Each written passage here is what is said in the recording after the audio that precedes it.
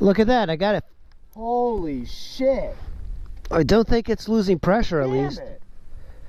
That is crazy. Man, I should carry a plug kit. Yeah, and a first aid kit. Look how big this nail is. Jesus Christ. Squirrel is trying to get the screw out. We don't have pliers, so it's really difficult to get enough leverage. Twist it, try to twist it. Alright, look at that. That's the screw that we just removed.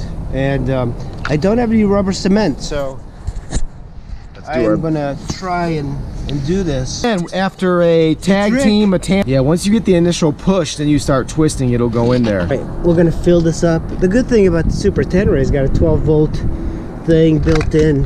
It has that, yeah, I have one that connects to the SAE plug. Yeah, 35. But I don't think this thing will be able to pump up that much. Yes, it's coming out. Air's coming out? Yeah. Okay guys, I got that in, and it's like sticking out, and it doesn't seem to be losing air. And the way I kind of did this is that I put this tool, but I didn't go all the way in. I actually removed it halfway. I thought that you had to actually go all the way in and then pull it out, and it would stick out on the other side. But I did it like this, so these two halves kind of stick out, which doesn't seem as good, but I think it is kind of holding. Look at that, it is inflating. This little pump is going up. Doesn't seem to be leaking. That's good. Does not seem to be leaking. But that's another beauty of the Super Tenere. You have a outlet that you can tap onto. I'm going to start the bike up. It was actually good for finding out that the tire was flat outside of the hotel room.